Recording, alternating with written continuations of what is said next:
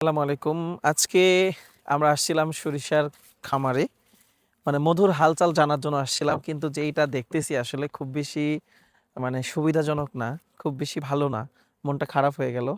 খামারি ভাইদের চোখে মুখে হতাশার ছাপ এবং তারা মানে যেই পরিমাণ মধুর আশা করতেছিলেন সেরকম নেক্টার মৌমাছি পাচ্ছে না। এই যে দেখেন আমার পেছনে আ ম ম একদম সরিষার ক্ষেত। এই ক্ষেতগুলাতে আপনি বিভিন্ন ফুলে যদি যান দেখবেন যে সুন্দর করে মৌমাছিগুলা নেক্টার কালেক্ট করছে।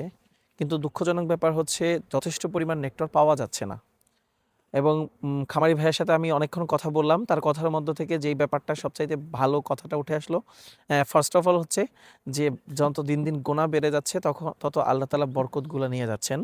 আর সেকেন্ড কথা হচ্ছে যে আমাদের এই উম ক্ষেত খামারগুলাতে যেই পরিমাণ কীটনাশক ব্যবহার হচ্ছে, যেই পরিমাণ রাসায়নিক সার ব্যবহার করা হচ্ছে, জমির যে উর্বরতা, সেই শক্তিটা জমি হারিয়ে ফেলছে।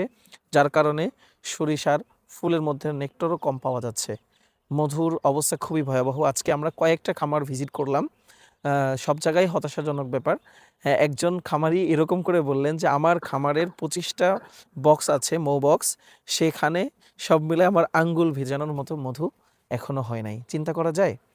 সেইজন্য আমরা যারা চাষী আছে, আমাদের ফ্যামিলির অথবা পরিচিত তাদেরকে আমরা এই ব্যাপারে একটু ক্যাম্পেইন করব যে আমরা যেন আ কীটনাশক এবং রাসায়নিক সার ব্যবহার করার মাত্রাটা কমিয়ে রাখি বা একটা পর্যায় পর্যন্ত রাখি। তাহলে কি হবে?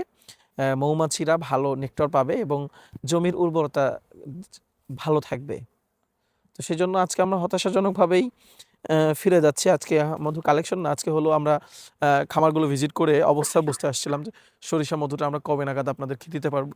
তবে এখনো আপনাদেরকে নিশ্চয়তা দিতে পারতেছি না কবে দেয়া যাবে। ঠিক আছে, ভালো থাকবেন সবাই। আসসালামু আলাইকুম।